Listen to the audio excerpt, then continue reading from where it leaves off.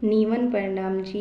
मैं मोनिका मोनू विश्नोई स्वागत करती हूँ आपकी अपने YouTube channel one step towards गुरु नॉलेज यानी एक कदम गुरु ज्ञान की ओर।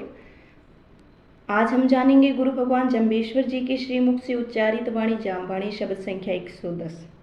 सबसे पहले मैं आप सभी का बहुत बहुत धन्यवाद करती हूँ, आप मेरे साथ रेगुलर जुड़ रहे हैं, गुरु महाराज जम्बेश्वर जी की अमृतमय वाणी को समझने का प्रयास कर रहे हैं।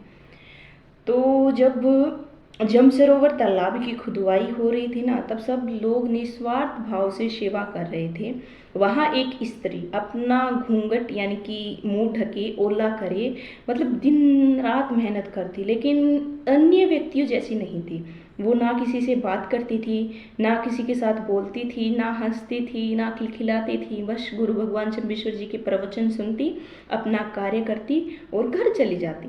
ये ऐसा देखते हुए वहाँ पर उपस्थित भक्तों ने पूछा कि हे गुरुदेव, एक बात बताओ, ये स्त्री साधारण स्त्री नहीं है, मतलब ये कार्य हमारे सम्मान कर रही है, लेकिन हमारे जैसे नहीं, हम खिलखिला रहे हैं, हंस रहे हैं और मतलब बोल रहे हैं, एक दूसरे के भाव समझ रहे हैं, लेकिन ये सबसे अलग कार्य कर रही है, मतलब ये हमसे घुल मिल नहीं रही। तब गुरु भगवान जम्बेश्वर जी कहते हैं कि इनका पूर्व जन्म की कुछ बात है। ये पूर्व जन्म में मथुरा नगर की रानी थी और राजा की पटरानी थी, और मतलब ये उसके बाद इनको स्त्री के बाद एक गधी का रूप मिला था। गधी यानी कि घोड़ा, गधा और गधी, जो मतलब कुम्हार के कोई घड़िए ढोता है, कोई पानी ढोता है, वो मतलब गधा गधी। ओढ़ा के घर पोहण होसी, पीठ सहे दुख पारो, तो मतलब ओढ़ों के घर वो पानी ढोते हैं। तो ये गधी थी और अब ये दोबारा स्त्री बनी है। तो इनकी 3 जन्मों की मैं बात आपको बताता हूँ। आइए शब्द की ओर समझने की कोशिश करें, शब्द की ओर चले। मथुरा नगर की रानी होती होती पाटम दे रानी। गुरु भगवान जम्बेश्वर जी कहते हैं ये पूर्व जन्म में मथुरा के राजा की पटरानी थी। आशा इसका नाम था। इसका नाम क्या था? आशा। और जब राजा की मृत्यु हो जाती है तो पटरानी को राज्य मिल जाता है, ये महारानी बन जाती है और ये उस पर अधिकार करती है। तो एक राजा का और एक रानी का कर्तव्य होता है कि वो जिस समय राज कर रहे हैं ना, तो अपने राज्य को सच्चाई की ओर चलाएं। वचन ये लिए देते हैं कि हम राज्य की भलाई के लिए कार्य करेंगे, राज्य को सच्चाई की ओर लेके जाएंगे और न्याय करेंगे। तो इसने क्या किया?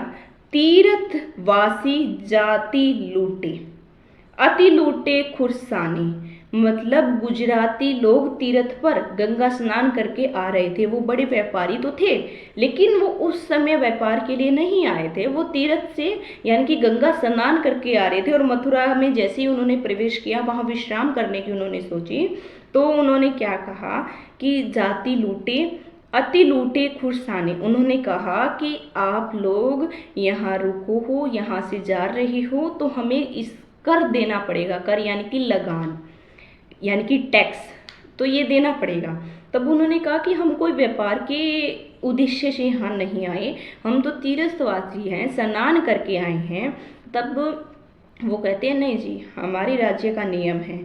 ये सब बात जाके रानी को बताते हैं। रानी कहते हैं भाई नहीं, हमारे राज्य का नियम है, इनसे धन लूटो, अगर ये ना दे तो इनसे लूटो। लूटो में यानी कि जबरदस्ती इनसे छीन लिया जाए।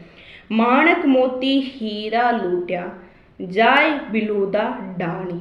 गुरु भगवान जाम्बो जी कहते हैं कि रानी के कथना अनुसार ही कर्मचारियों ने माणिक, मोती, हीरा, खुरासान, आभूषण आदि कीमती सामान उनसे बुरी तरह लूट लिए। इस दौरान कुछ लोगों की चोट आई, कुछ लोग मरे भी, और राजा कर्मचारियों ने उनकी चीख पुकार कुछ नहीं सुनी और रानी को ले जाकर उनका धन सौंप दिया, और रानी ने उसी राज कार्य में लगा दिया, उस धन को राज्य कार्य में लगा दिया।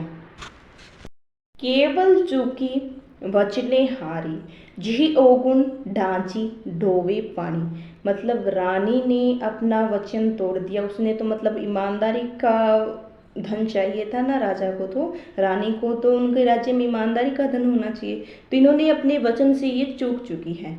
जी अवगुण, जिस अवगुण के कारण ये एक बूढ़े के घर गधी का जन्म लेकर ढोवे पानी ढो रही है। एक जन्म तो इसने वहाँ पूरा कर दिया, उसमें जितने अवगुण थे, वो जितना कष्ट इसको सहना था वो इसने सह लिया, जितने इसने पाप किए थे उसका फल इसको मिल गया। तो विष्णु न दोष किशोरे प्राणी, आपे फता कमाणी। गुरु भगवान जाम्बू जी कहते हैं कि मतलब अवगुण इसने किए, मैंने तो संसार में इसलिए भेजा था कि तुम सद्गुणों की कमाई करो और आवागमन से मुक्त हो जाओ। लेकिन अब ये क्या कर रही है, अब ये यहाँ जाम्बुड़ाओं पर, जाम्बा सरोवर पर खुदाई कर रही है, दिन रात मेहनत कर रही है, तो अब ये अवश्य ही मुक्ति को प्राप्त होगी, दोबारा इसे आवागमन में नहीं आना पड़ेगा। तो विष्णु दोष किशोरे प्राणी, आपे फता कमाणी। हे प्राणी, हम विष्णु को दोष किस बात का देते हैं? जब भी हमें सुख आए तो हम कहते हैं तो हमारे कारण सुख आया, हमने कोई अच्छा काम किया।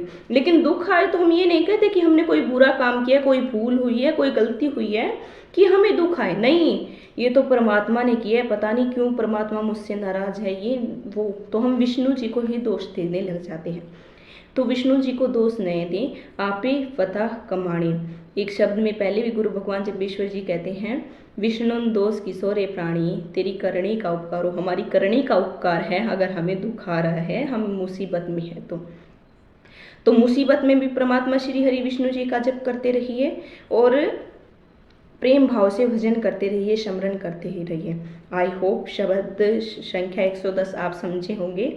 कोई भूल हो गई हो, कोई त्रुटि रह गई हो, किसी कारणवश अज्ञानता से मुझसे कोई भूल हो जाए तो मुझे क्षमा करना, मेरा मार्गदर्शन करना। निमन प्रणाम जी। हरिओम विष्णु। वीडियो पसंद आई तो लाइक शेयर एंड सब्सक्राइब करना। क्षमा याचना सहित आपकी अपनी छोटी बहन बेटी मोनिका मोनू विष्णु। हरिओम विष्णु।